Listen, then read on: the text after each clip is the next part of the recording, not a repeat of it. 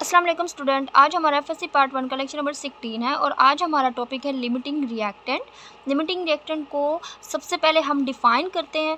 It is the reactant which controls the amount of product formed in a chemical reaction due to its earlier consuming. इसका मतलब ये है कि किसी भी केमिकल रिएक्शन के अंदर, किसी भी केमिकल रिएक्शन में वो रिएक्टेंट जो पहले कंज्यूम हो जाए, इसी तरह जब, और इसका मतलब ये है कि जब एक रिएक्टेंट कंज्यूम हो जाएगा फिर आपका जो रिएक्शन होगा वो क्या हो जाएगा, वो भी स्टॉप हो जाएगा, रुक जाएगा और जितना हमारे पास प्रोडक्ट बन सकता था वो बन जाएगा। ठीक है, तो इसका मतलब क्या है कि which control the amount of product formed in a chemical reaction, यानी उस केमिकल रिएक्शन से जितना प्रोडक्ट बन सकता था वो बन जाएगा और उसके बाद हमारे पास वो कंट्रोल कर लेगा अमाउंट ऑफ प्रोडक्ट को, तो इसके बाद प्रोडक्ट नहीं बनेगा है। और एग्जांपल 1 क्या है, हम इसमें एक रिएक्शन करते हैं। ठीक है, रिएक्शन क्या है इसका कि हमारे पास ये हाइड्रोजन है, जो कि हमारे पास 2 मोल है। हम इसको बैलेंस कर लेते हैं। 2 मोल हाइड्रोजन है, जब ये 1 मोल ऑक्सीजन के साथ रिएक्ट करता है या मिलता है तो हमारे पास वाटर बनता है। हमने यहाँ पे क्या करना है, इसकी एग्जैक्ट मिकदारें लेनी है। जब हम इसकी स्टिचियोमेट्रिक अमाउंट यहाँ पर लेते हैं, जब हम इसकी एग्जैक्ट अमाउंट जो होते हैं यहाँ पर लेते हैं, इस तरह से हम लेते हैं कि यहाँ पे कोई चीज़ बाकी ना बचे, तो तो हम क्या करेंगे यहाँ पे कि 2 मोल हमारे पास हाइड्रोजन है और 1 मोल हमारे पास ऑक्सीजन जब आपस में रिएक्ट करते हैं तो वाटर के हमारे पास 2 मोल बनते हैं। ठीक है, तो यहाँ पे 2 मोल वाटर बनता है। लेकिन अगर हम ऐसा करें कि हमारे पास जो हाइड्रोजन है वो तो रहे 2 मोल ही, यानी 2 मोल ही हाइड्रोजन है, लेकिन ऑक्सीजन को भी हम यहाँ पे 2 मोल ही कर दें। जैसे मैं अभी लिखती हूँ एक रिएक्शन 2H2 प्लस, देखो 2 मोल ऑक्सीजन ले लेते हैं तो अब वाटर कितना बनेगा, 2 मोल। इसकी रीज़न क्या है हमारे पास, इसकी रीज़न ये है कि जब 2 मोल हाइड्रोजन 1 मोल ऑक्सीजन को इस्तेमाल करता है तो हाइड्रोजन के 2 मोल बनते हैं। हाइड्रोजन के जो 2 मोल होते हैं ना वो तो ख़त्म हो जाते हैं, 2H2 कंप्लीट हो गया ना, पूरा हो गया, अब ये तो ख़त्म हो जाएगा। और यहाँ पर ऑक्सीजन कितने मोल ली थी हमने, क्योंकि ऑक्सीजन 2 मोल ली थी, 2 मोल ही ली, तो इसका मतलब यहाँ पे 1 मोल ऑक्सीजन जो रहेगी वो क्या होगी, एक्सेस में। तो हम यहाँ पे लिख देते हैं एक्सेस, यहाँ पे मैं लिख देती हूँ 1 मोल ऑक्सीजन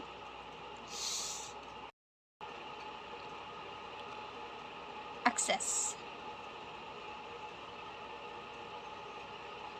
होगी, या फिर हम कहते हैं कि ये एक्स्ट्रा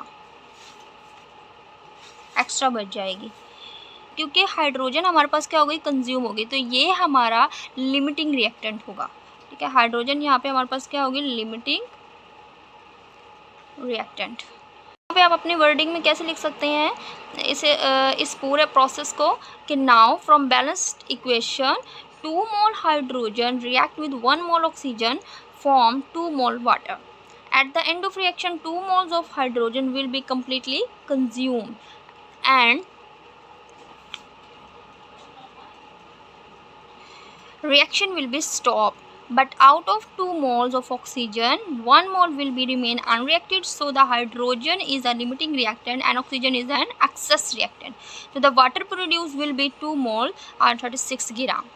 ओके, यहाँ पे हम एक डेफिनेशन देखते हैं और वो है एक्सेस रिएक्टेंट की। एक्सेस का मतलब क्या होता है, ज़्यादा हो जाना, एक्स्ट्रा हो जाना। ठीक है, तो the reactant which is taken in large amount and remains unreacted at the end of reaction is known as excess reactant. ठीक है, अब हम इसकी एक और एग्जांपल देखते हैं। एग्जांपल नंबर 2 कुछ इस तरह से है कि जैसे हम कहते हैं कि अगर आपने सैंडविच बनाना है, एक सैंडविच बनाना है, तो आपको चाहिए है 2 स्लाइसेस। ठीक है, तो हम यहाँ पे क्या लेते हैं, 2 स्लाइसेस लेते हैं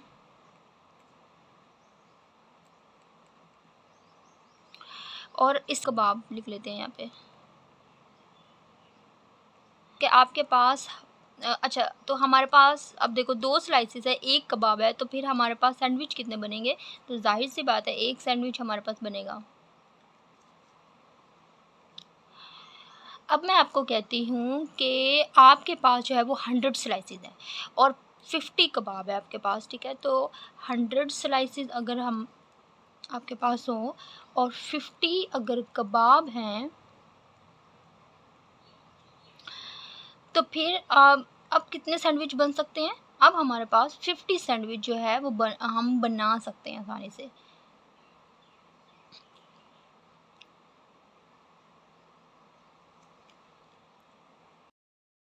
ओके, यहाँ पे हम देख लेते हैं। देखो पहले केस में हमने क्या किया, पहले केस में 2 स्लाइसेस थे हमारे पास, 1 कबाब, तो 1 सैंडविच बनेगा और यहाँ पे कोई चीज़ अब हमारे पास पीछे नहीं बाकी बचती, ठीक है।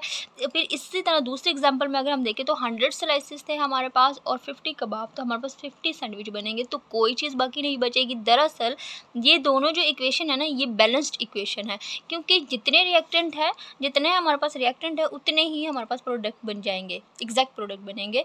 लेकिन अगर हम इसका एक और एग्जांपल लेते हैं, अगर ऐसा हो कि हमारे पास स्लाइसेस हो 98, ठीक है, 98 हमारे पास स्लाइसेस हैं और कबाब कितने हो, 50 ले लेते हैं, ठीक है, 50 हमारे पास कबाब हैं।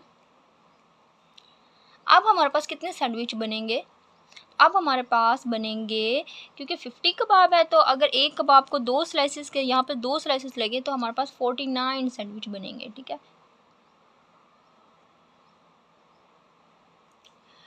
इसकी रीज़न क्या है?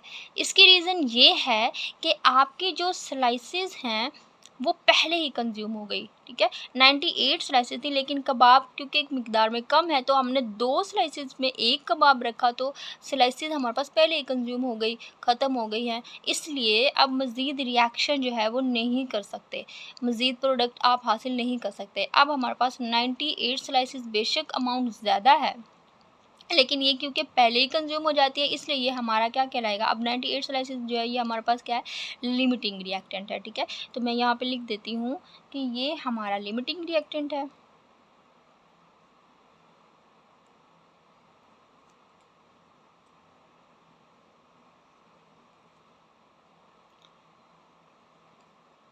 और क्योंकि 50 कबाब है तो ये हमारे पास क्या होगा, अब यहाँ पे एक कबाब जो है वो एक्स्ट्रा बच जाता है, 1 कबाब एक्स्ट्रा एक्सेस में होगा।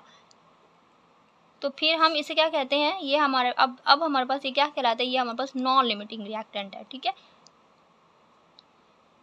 Non limiting reactant.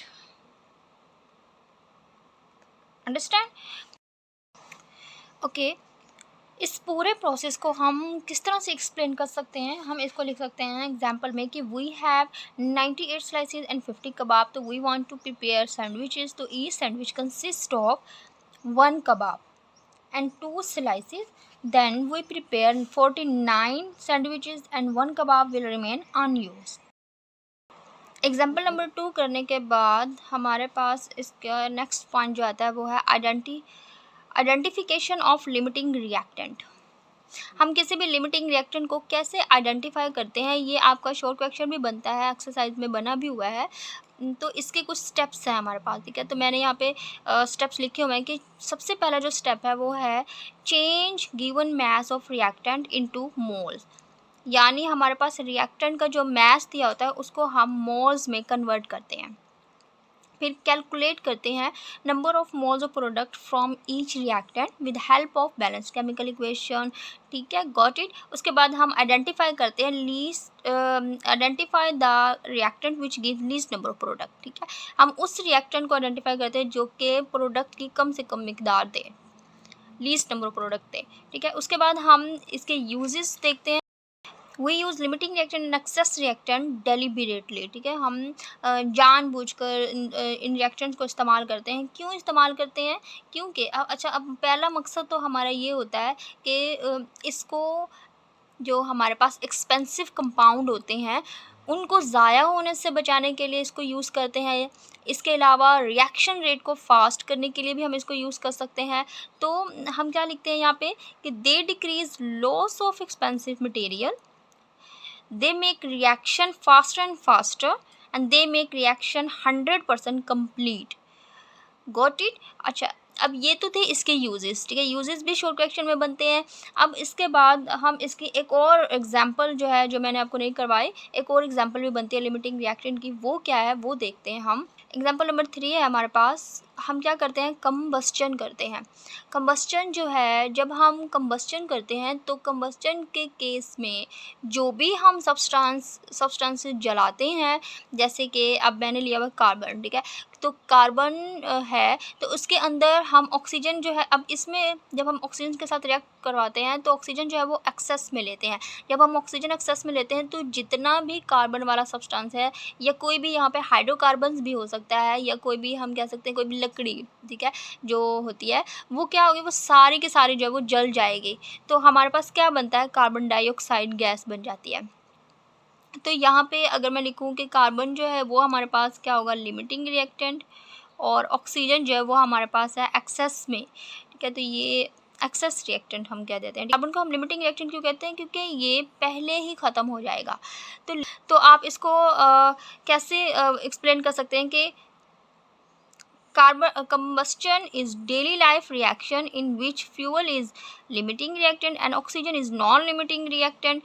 Once the fuel like carbon will consume, the combustion will stop.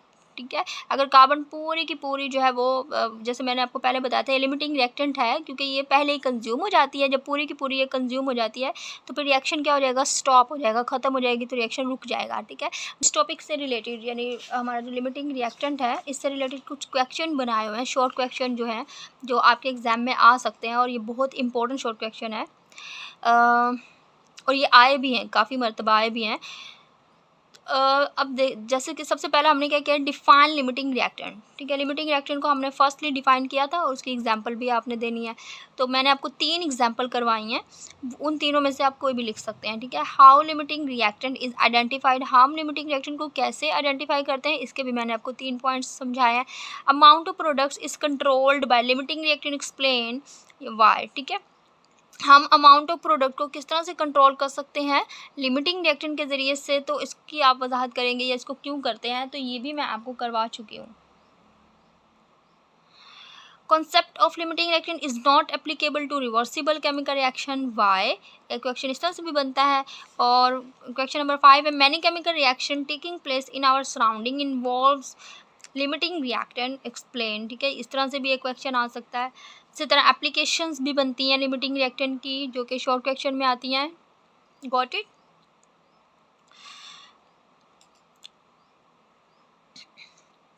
Okay student, आज का हमारा लेक्चर यहीं तक है। मैं उम्मीद करती हूँ कि आपको मेरा टॉपिक जो है वो समझ आ गया होगा, और मुझे फीडबैक ज़रूर दिया करें आप लोग, अगर आपको समझ आए तो।